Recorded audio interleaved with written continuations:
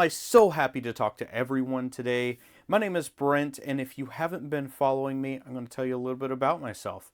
I am on a journey to get my doctorate through South College, 100% online. Now, I'm happy to talk to you because we are concluding this journey. If you look behind me, that big old frame back there, that is my doctorate. I am officially now Dr. Brent. That is a miracle to me considering I got kicked out of high school and I was able to finish my GED. I went to trade school, graduated trade school a couple times, worked through my career, wanted to continue to improve myself, went to college, got a bachelor's, master's, and now a doctorate amongst some other stuff. With all that being said, I learned how to do, then I learned how to manage. Now I have learned how to profess and design, which has been the coolest thing that's ever happened to me.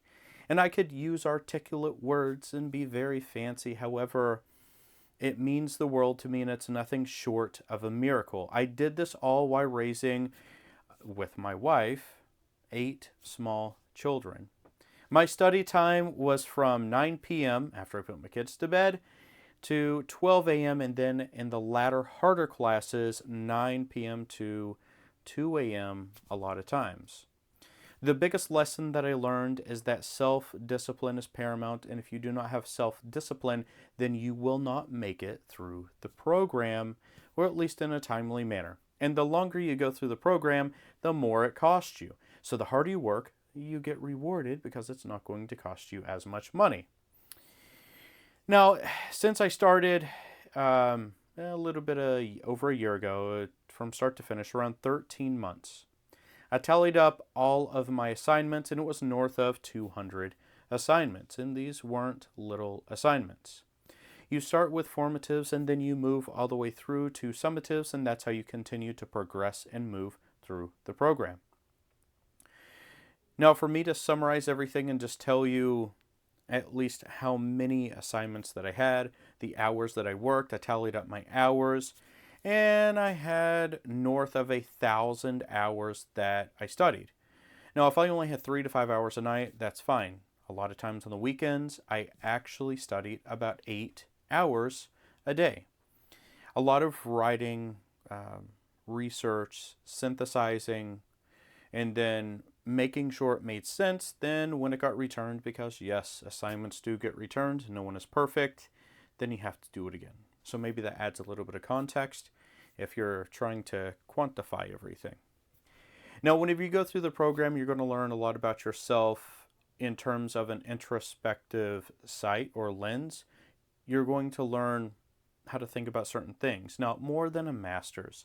On a doctoral level, you need to think about it from a lens, and I used a constructivist pragmatic lens in order to operationalize my study or my field of study, and that is in leadership of the trades. Considering I am a tradesman, I knew a lot about it, so I continued down that path, and that's where I'm at. Looking back at everything, I started this program knowing where I wanted to go.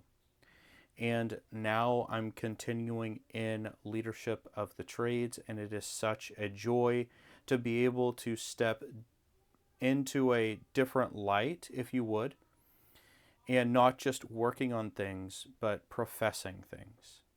And that is a new thing for me, and it feels pretty amazing. I will say, if you start this program to get a doctorate just to say you're getting a doctorate, I'm not sure it's going to be worth it for you, because it's not going to stroke your ego the way you think it's going to stroke your ego by saying, "Hi, my name is Dr. Brent," or Doctor.